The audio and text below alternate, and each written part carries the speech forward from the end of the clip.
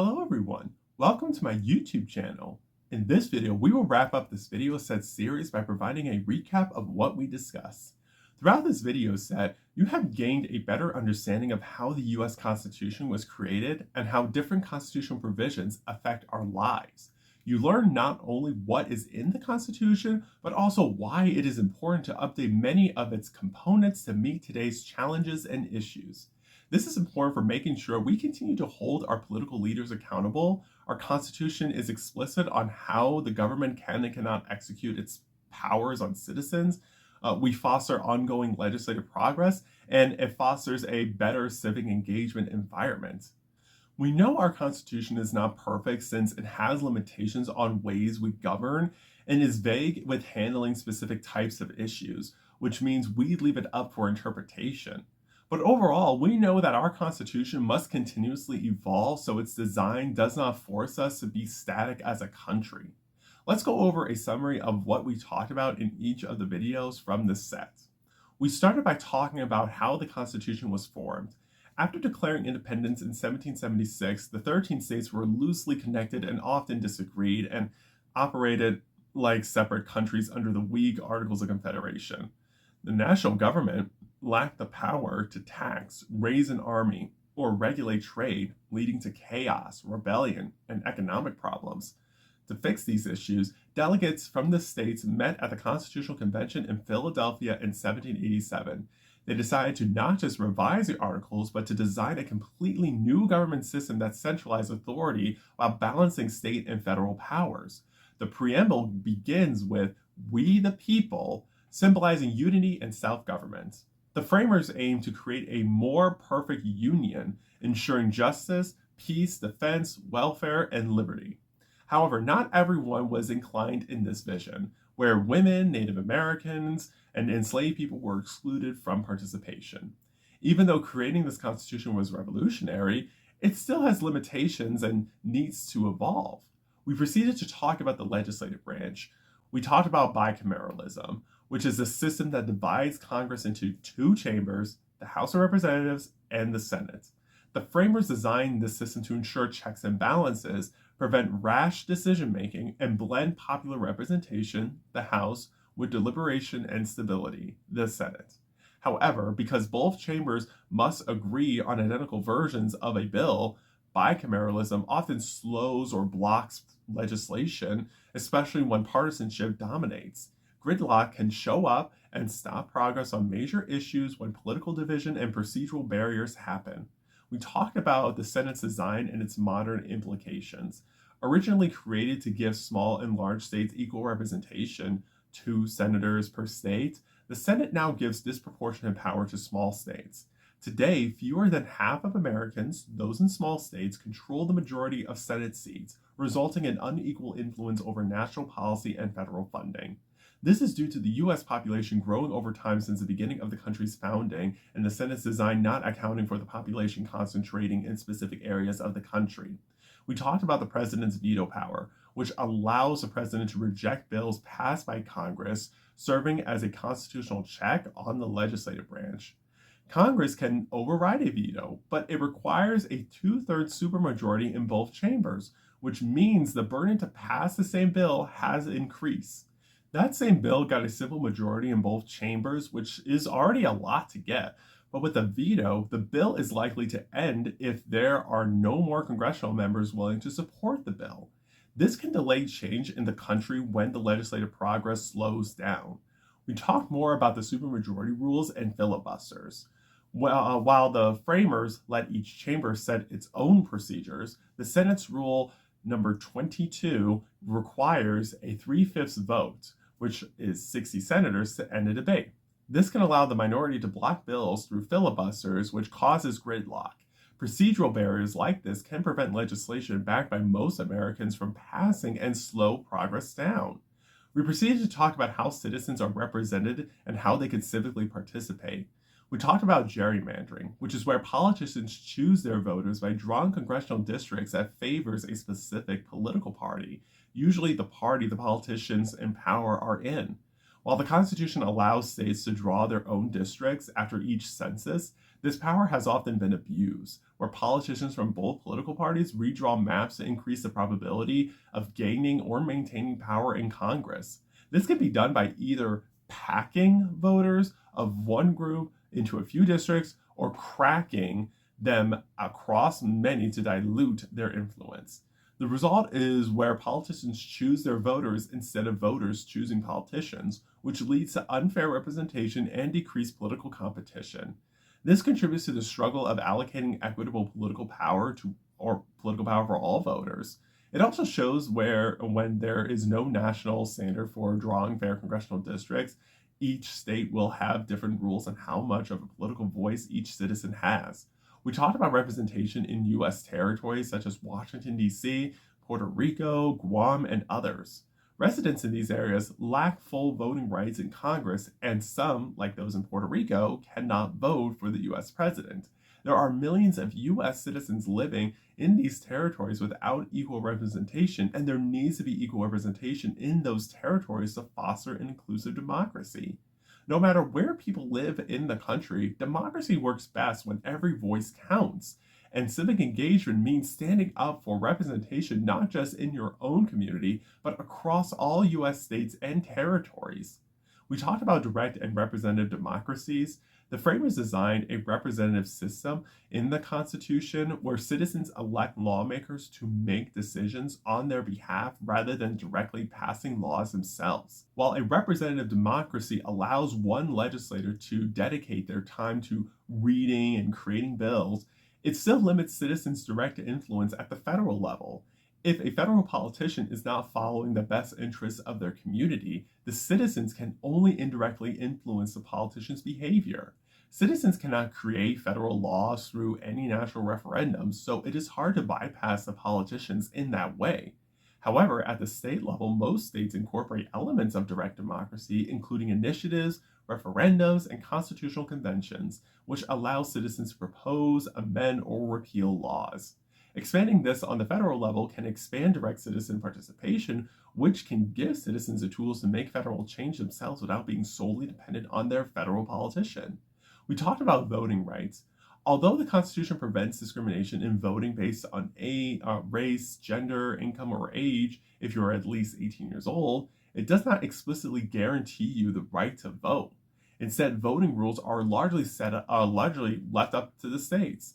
This has led to widespread disparities in voter access, from registration rules and IDs to polling hours and felony disenfranchisement.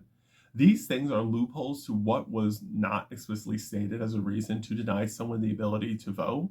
We have to make it explicitly clear in the Constitution that people have the right to vote, not just say people cannot be denied the ability to vote based on a certain thing. For every specific reason someone cannot be denied the ability to vote, it will make bad actors think of another reason to deny someone a chance to vote. We talked about running for public office and how constitutional qualifications, including age, residency, and citizenship requirements, affect who can be a federal politician. The framers set these limits to promote experience and stability, but they now create barriers for immigrants and younger citizens. The presidency's natural-born citizen requirement, in particular, excludes millions of naturalized Americans from ever serving as the president. To truly embody we the people, the U.S. must consider constitutional reform that lowers these barriers and allows all capable citizens to fully participate in government. After all, democracy thrives when citizens have real, accessible ways to civically participate. We proceeded to talk about the executive branch. We talked about presidential term limits, which prevent an individual from holding on to presidential power indefinitely. Originally, the Constitution placed no limit on presidential terms, but Franklin D. Roosevelt's 4 terms sparked debate about the risk of extended presidential leadership. While his experience guided the nation through the Great Depression and World War II, it also raised fears of monarchy-like rule. In response, the 22nd Amendment was passed to limit presidents to 2 4-year terms. This promotes leadership change, but it can potentially restrict experienced leadership during emergencies. The interesting thing about the term limits is they apply to the president, but not to members of Congress. Although they depend on voters for re-election and federal judges and justices who hold lifetime appointments under good behavior, This judicial independence safeguards impartiality but can reduce accountability. There needs to be clear ethical standards and oversight to prevent misuse of power and ensure judges and justices uphold civil rights and constitutional integrity. After all, these judges and justices' decisions on cases impact how we operate as a country. We talked about the Electoral College, which is the electoral system used to elect the US president. Unlike other public offices chosen by direct vote, the presidency is decided indirectly, where people vote for a presidential candidate, and whoever gets a plurality in a state, that state's electors who get appointed by each state vote for that presidential candidate. The issue is it creates disproportionate influence for smaller states and allows a candidate to win the presidency without needing to win the popular vote, as in 1876, 1888, 2000, and 2016. Another issue is there are battleground states where presidential candidates spend the majority of their time in specific states instead of the rest of the country, which gives unequal voting power in those states than others. It creates an attention gap where it looks like the candidates care more about certain states over every other state. To fix these issues, the electoral system needs to be modified to guarantee that the presidential candidate who wins the popular vote becomes president. We talked about presidential pardons, which allow presidents to forgive or lessen someone's punishment for federal crimes. The framers included this power in the Constitution with little restriction, except in cases of impeachment. Alexander Hamilton defended this broad authority as a way for presidents to show mercy, correct judicial mistakes, and promote national healing. However, presidents can also pardon people that are close associates, friends, and public figures, which raise concerns about showing favoritism to someone and shielding someone from being held accountable for their negative actions. The pardon system's lack of limits can enable abuse and unequal justice, and there needs to be reforms, such as having a group of people independently review the pardons to make sure they are giving justice to people involved in a certain circumstance. We talked about unitary executive, which is a concept describing the president's control over the entire executive branch. The framers agreed the president would implement laws and appoint key officials with approval from the Senate, but left it unclear on whether the president can also remove them without approval from the Senate. Congress decided that the president alone could fire executive officials, establishing a precedent for broad presidential control. This means a president can remove an executive branch official for personal or political reasons. The unitary executive system thus grants immense presidential power with minimal legislative restraint. To have more accountability here, there needs to be stronger institutional oversight over knowing why a federal official is being removed, since this is someone's life getting affected, and have clear explanations on executive power in this aspect. We proceeded to talk about continuity in government.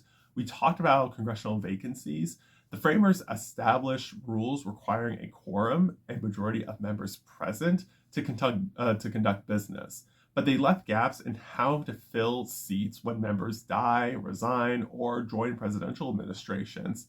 Initially, state legislatures appointed senators, but the 17th Amendment was created, which mandated direct election of senators and allowed governors to make temporary appointments of senators. Representatives, however, must always be elected through special elections, which can take months and leave districts unrepresented. These delays, combined with unclear quorum rules, raise concerns about how Congress would function when legislative actions slow down. We talked about presidential succession, where the framers would have the vice president replace the president, but left Congress to refine the process. The Presidential Succession Act of 1947 lists successors through the vice president, Speaker of the House, President pro tempore, and cabinet secretaries, and the 25th Amendment allows a temporary transfer of power to the vice president if the president is unable to perform their duties. Still, vague terms like unable to discharge the powers and duties leave room for various interpretations on what counts as a president being unable to serve the country. We talked about Inauguration Day, which is a transition of power between presidents. Originally held on March 4th, the date was moved to January 20th by the 20th Amendment to shorten the lame duck period. Yet even 2 months between November and January leaves time for outgoing presidents to make consequential decisions that can leave the next president to pick up the pieces and get caught up in a circumstance they did not want to be involved with. We proceeded to talk about how people get affected when the government exerts its power during emergencies. We talked about how the federal government's use of emergency powers can impact citizens' civil rights. During World War I, there were restrictive laws that limited free speech rights by criminalizing criticism of the government. The case of Eugene V. Debs, who was imprisoned for an anti-war speech, illustrates how dissent was suppressed in wartime. The Supreme Court's decision in Debs v. United States upheld his conviction, which created the clear and present danger test that allowed limits on free speech during war. There was another instance of Japanese American internment during World War II, where the government's mass incarceration of over 110,000 people of Japanese ancestry was upheld in Korematsu v. United States. This showed how fear can justify discrimination under the guise of security. The Constitution's vagueness about emergency powers allows political leaders to restrict freedoms too easily, and it needs to be amended to clearly define when and how such emergency powers can be used, so people's freedoms are not unjustly interfered with. We talked about habeas corpus, which is a right protecting individuals from unlawful imprisonment. When it was put in the Constitution, habeas corpus can be suspended only in cases of rebellion or invasion. During the Civil War, President Abraham Lincoln suspended a habeas corpus to detain suspected rebels without trial, which sparked controversy. Chief Justice Roger Tanley ruled that Lincoln had overstepped, but Lincoln argued it was necessary to preserve the Union. When it comes to modern crises like the Ebola outbreak of 2014, state officials imposed quarantines that violated Nurse Casey Hickok's rights. Her case showed how vague definitions of emergency lead to inconsistent and fear-driven policies across states. The Constitution needs to be modified to clarify what counts as an emergency, such as pandemics, natural disasters, cyber attacks, etc., and to outline how these powers should be applied without violating anyone's civil rights. It is all about making sure we are not governing by fear, but instead think rationally about how to peacefully handle a situation. We proceeded to go through the process of amending the Constitution. The framers designed the amendment process to allow change while preventing instability with too many changes happening at once. Amendments can be proposed either by a 2/3 vote in both chambers of Congress or by a convention called when 2/3 of state legislatures petition for one. An amendment must then be ratified by 3/4 of the states, either through their legislatures or special state conventions. While this process ensures there is broad consensus across state and national levels, it also makes constitutional change very difficult. Since 1791, only 17 amendments have been added after the Bill of Rights. It is much easier to block an amendment than to pass one. Just 1/3 of Congress or a small number of state legislatures can stop it. For example, the 19th Amendment, which granted women the right to vote, took 41 years to pass. This shows how slow progress can be under this system. Compared to other places in the world, the U.S. amendment process is one of the hardest in the world. Many state constitutions and foreign governments allow for easier or more direct methods of change, such as referendums or public initiatives. But having this rigidity often delays necessary reform and goes to this ongoing tension between preserving the founders' framework and adapting to modern challenges. These are all of the things we talked about in this video set series on the foundations of the United States Constitution. We know having this Constitution is important for governing ourselves as a country, but as I said before, it is not perfect. The current constitutional design is hard to change, which makes it difficult to respond quickly to modern challenges or injustices. Our current legislative structure can fuel gridlock and partisanship that blocks widely supported reforms and delays national progress. There is more that can be done to give citizens equitable political power by getting rid of barriers to civic participation, not giving disproportionate influence to certain parts of the country, and giving tools that empower citizens to make direct change on their own instead of only indirect change. There is more that can be done to give more accountability measures on government power for each branch so it does not overpower the people. There is more that can be done to make the process easy to reform the Constitution to make it better and evolve with society's needs so there is justice, inclusion, and accountability for all. Our country cannot be static, and for fundamental change to happen, the Constitution needs to evolve. We all also need to be involved in our society to make progress happen and shape the direction of our country. As I close this video set series, I want to help you understand not just what is in the Constitution, but why it is designed the way it is, how its current design affects us, and what can be done to make it better. As we continue to study the Constitution, we will know why our government operates the way it is, how politicians act while serving in public office, and what political power we have as citizens. This concludes the video set series on the foundations of the United States Constitution. I hope you enjoyed this video set series. Please stay tuned to my YouTube channel where I will begin a new video set series. Until then, you can rewatch these videos on my YouTube channel by clicking on my playlist, which has all the videos in the set. Also, please like this video, subscribe to my YouTube channel, and turn on the post notifications so you will be notified when I post my next video. I appreciate your support. Remember, you are powerful, you are capable, and you are the changemaker our society needs. Thank you so much for watching this video. I will see you soon.